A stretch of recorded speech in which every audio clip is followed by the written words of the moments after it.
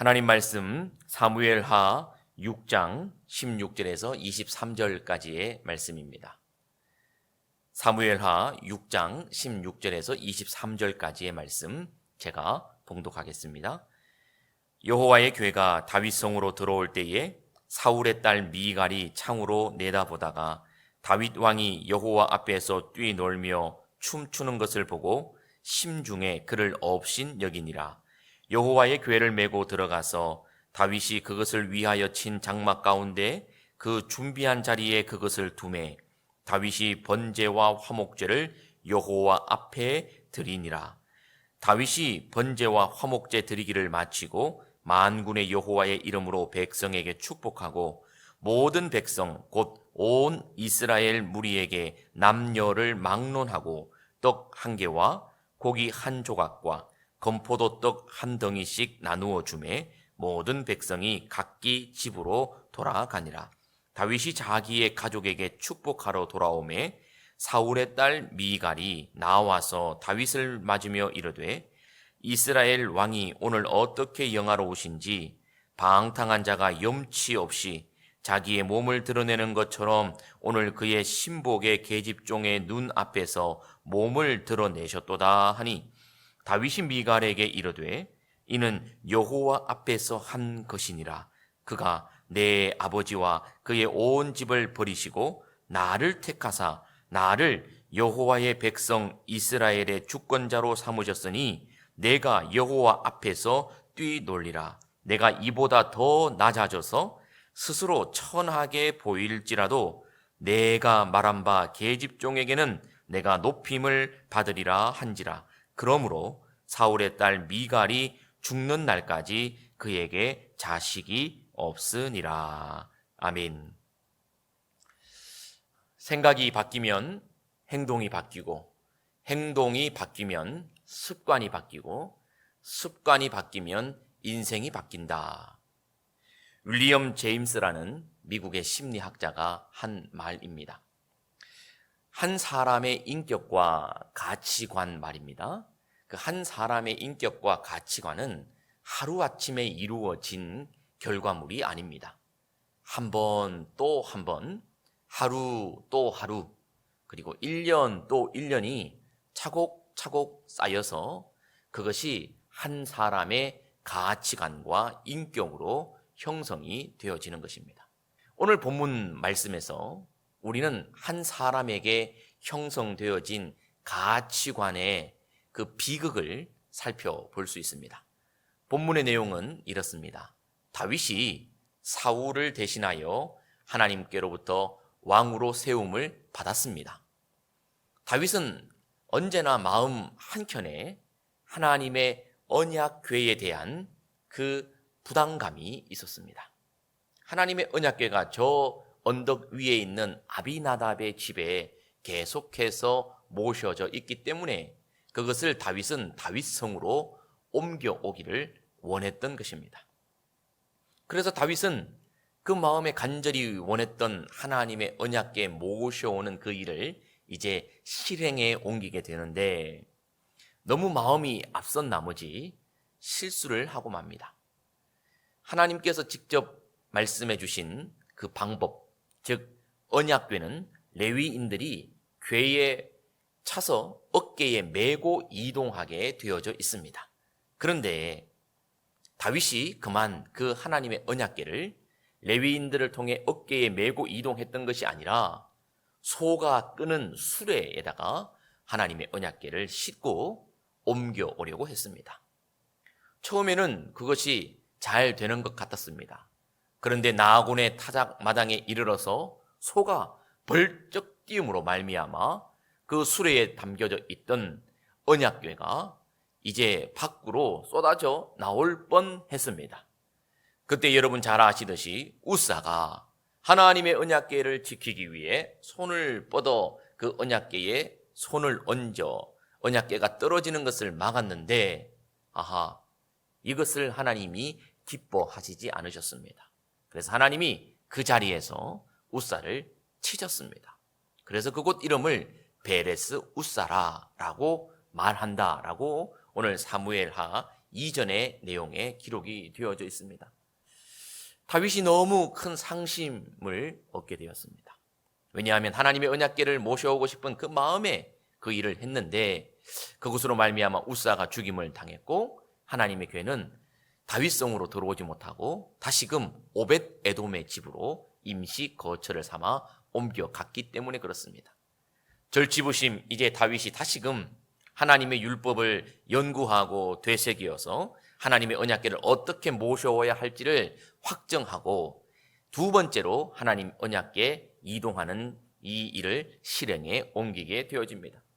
하나님께서 정하신 방법대로 하나님의 언약궤를 옮겨와서 다윗성으로 모셔오는 그 순간 모든 이스라엘 백성들, 온 이스라엘 백성들이 다 그 자리에 나와서 하나님께 기뻐 찬양하며 감사하며 춤을 추며 축제를 벌였다고 오늘 성경은 기록하고 있습니다. 그의 다윗은 먼저 하나님 앞에 번제와 화목제 제사를 드리고 하나님께 영광 또 영광을 올려드리고 오늘 본문에 우리가 함께 읽은 말씀들처럼 백성들에게 각기 먹을 음식들을 후히 나누어 주어 온 나라가 하나님의 임재의 상징인 언약궤가 다윗성으로 다시 들어오게 된 것을 인하여 감사하는 장면이 오늘 본문의 배경입니다. 그런데 말입니다. 오늘 이 영화롭고 좋은 날 하나님도 기뻐하시고 모든 이스라엘 백성들이 다 나와 감사하는 그 자리에 유독 한 사람만이 동참하지 못하고 있습니다. 그 한 사람은 자기의 집 높은 테라스에서 팔짱을 끼고 그 장면을 물끄러미 쳐다보고 있었습니다. 그 사람은 바로 미갈이었습니다. 미갈. 여러분, 미갈이 누구입니까? 사울의 딸이자 다윗의 아내입니다. 사울의 딸이었으니까 그는 공주였습니다. 다윗의 아내이니까 그는 왕비입니다. 그 미갈이 오늘 모든 백성들이 하나님의 언약궤로 인하여 기뻐 춤추고 예배드리며 축제하는 그 자리에 동참하지 못했다는 것입니다. 그가 왜 언약궤가 들어오는 그 일에 마음 다해 동참하지 못했을까? 그뿐만이 아닙니다. 다윗이 너무 기쁘고 즐거운 나머지 하나님 앞에 춤을 추면서 감사 찬양을 드리다가 이 다윗의 옷이 흘러내려서 깜짝 놀라게도 그의 속살이 조금 드러나게 되었던 것입니다. 그 장면을 이 미갈이 그 테라스에서 바라보면서 어찌하여 왕이 저렇게 채통이 없는가? 도대체 저 나무 상자가 뭐길래 저 나무 상자 가져오는 일로 그렇게 고민하더니 나무 상자가 들어와서 춤을 추다가 어떻게 시녀 앞에서 속살을 드러내는 저런 일을 다 행하고 마는가? 참 왕의 체면이 말이 아니구나 하면서 왕을 비웃었습니다. 그리고 모든 축제가 끝이 나고 다윗이 집으로 돌아와 가족들에게 함께 축복하려고 하는 그때에 이 미갈이 그 다윗을 향해 다시금 비수를 꽂는 말을 합니다. 왕이시여, 어찌하여 그래 채통이 없습니까? 어찌하여 그 일을 행했습니까? 라고 말했습니다. 그때 다윗이 말합니다. 나는 하나님 앞에서 여호와 앞에서 이 일을 했고 앞으로 내가 더 낮아지는 데에 처한다 할지라도 나는 여호와 앞에서라면 이 일을 멈추지 않을 것입니다 라고 말합니다. 그런데 성경은 이 사건을 마무리 짓는 오늘 본문 23절에서 아주 의미심장한 결론을 맺고 있습니다. 23절은 이렇게 기록합니다.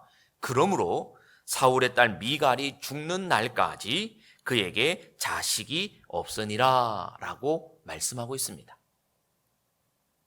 왜 이 말씀으로 이 이야기를 마무리 지으실까? 그리고 미갈이 자식이 없다는 말이 뭘까? 여러분, 미갈에게 자식이 없었다는 이 말은 단순히 불임, 난임 이것이 아닙니다. 미갈이 이 사건 이후로 다윗의 사랑을 받지 못했다는 말이며 나아가서 여호와 하나님으로 인한 복을 받는 그 일에 예외가 되어진 인생이 되고 말았다라고 하는 것을 말해주는 비극적인 결말을 이렇게 풀어서 설명한 것입니다.